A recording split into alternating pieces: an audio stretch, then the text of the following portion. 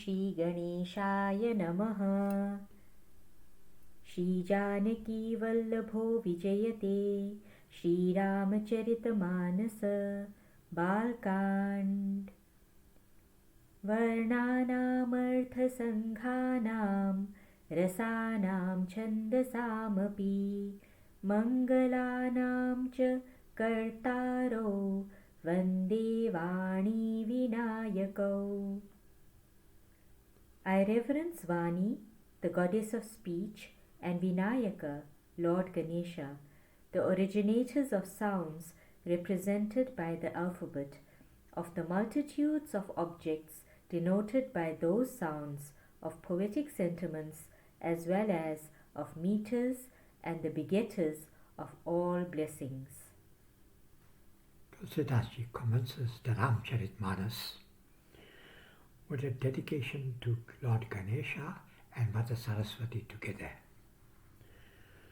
Lord Ganesha is a remover of all obstacles, and it has become a tradition in Indian literature for all works to commence with the invocation to Lord Ganesha, so that the work may be completed successfully, without hindrance, because Lord Ganesha removes all obstacles for the success of a mission.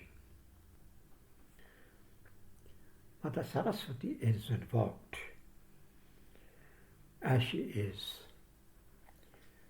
the goddess of speech and the creative power behind all art.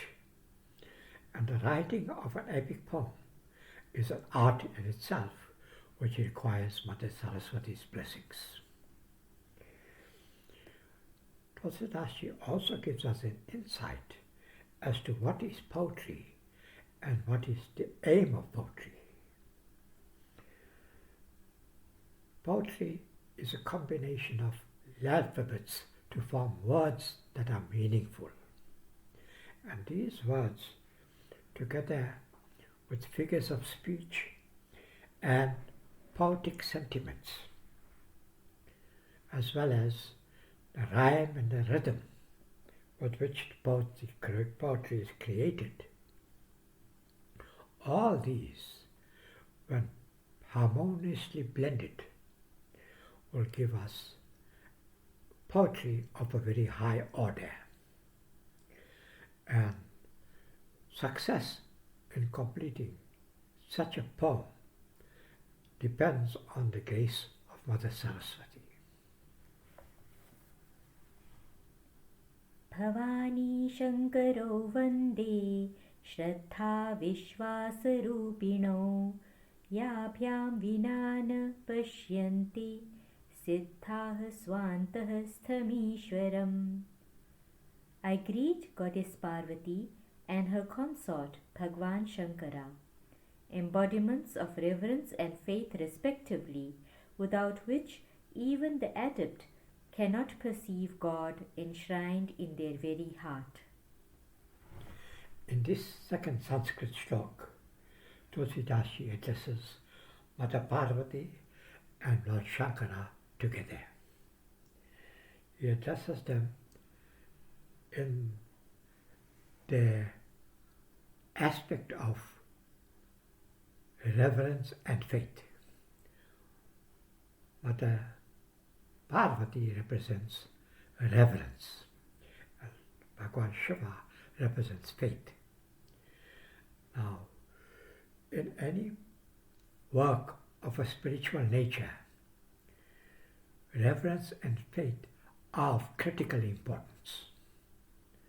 Without reverence and faith, no work of a spiritual nature can be successfully undertaken.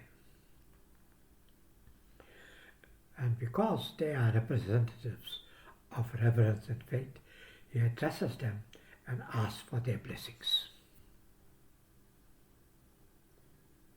Vande bodhamayam nityam gurum shankararupinam yamashito hi vakropi chandrah sarvatra vandyate. I I make obeisance to the eternal preceptor in the form of Lord Shankara, who is all wisdom and resting on whose brow the crescent moon, though crooked in shape, is universally adored. In this third Sanskrit shloka, Tulsidas addresses Shankar Bhagwan alone, but he addresses him as the eternal Guru, the Guru of all Gurus.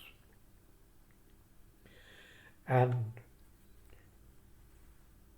he is all wise, and he can remedy those who seek refuge in him and removes all their sins and blemishes. Just as a crooked moon, when it takes refuge on the brow of Lord Shiva, it becomes revered like the full moon. Likewise, if a devotee who is unworthy, but when he seeks refuge on Lord Shiva, then Lord Shiva, as the eternal Guru, removes all his imperfections and makes him worthy. Sita Rama Gunagrama Punyaranya Viharino Vande Vishuddha Vijnano Kavishwara Kapishwaro. I pay homage to the king of bards Valmiki and the chief of monkeys Hanuman, of pure intelligence, though both of whom sport in the holy woods in the shape of glories of Sita and Rama. In this fourth Sanskrit shloka, Sage Valmiki and Hanumanji are addressed together. They are addressed as the dwellers of the forest, because it is in the forest that Sri Ram met with the sage Valmiki during his exile, and also met with Hanumanji when he went in search of Mother Sita. But there is a deeper meaning to this line, because here Tulsidasji says, they sport in the holy woods in the shape of the glories of Ram and Sita. So just as they dwelt in the forest, in the material sense, in the metaphysical sense, they also dwell in the woods of the glories of Ram and Sita. So if we want to meet Valmiki and Hanumanji, we have to go to the woods of the glories of Ram and Sita. Udbhava sthiti samharakarinīm kleshaharinīm sarvashreyaskarim Sitam natoham Ramavallabham. I bow to Mother Sita, the beloved consort of Sri Ram, who is responsible for the creation, sustenance and dissolution of the universe, removes afflictions and begets all blessings.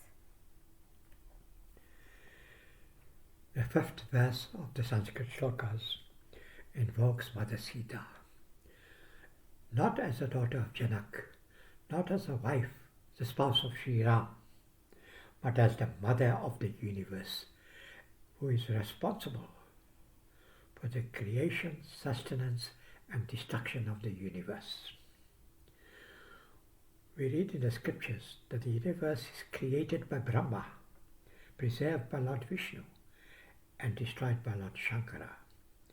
But in this verse, no mention is made of Brahma, Vishnu or Shankara, but Mother Sita is addressed as the power that is responsible for the creation, preservation and destruction of the universe. Then how do we reconcile it with Brahma, Vishnu and Shiva as the creator, preserver and destroyer of the universe? Tulsidas is saying us that Brahma creates with the power of Mother Sita, Vishnu preserves with the power of Mother Sita, and Shiva destroys with the power of Mother Sita. And in the metaphysical sense, it makes good logic and reason, because if Brahma creates, he has to have the power to create. And power is Shakti, and Shakti is Sita. So the power that he has to create is actually Sita. Same with Lord Vishnu in preserving and Lord Shiva in destroying.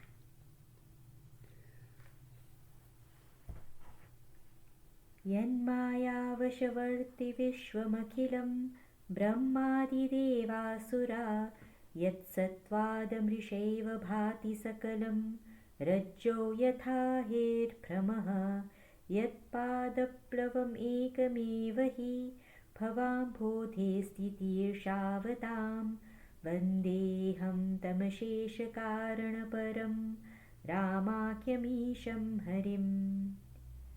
I adore Lord Hari, known by the name of Sri Ram, who is superior to and lies beyond all causes, whose Maya, elusive power, holds sway over the entire universe, including gods from Brahma, the creator, downwards, and demons, whose presence lends positive reality to the world of appearances, even as the false notion of a serpent is entertained with reference to a rope, and whose feet are the only bark for those who are eager to cross the ocean of mundane existence.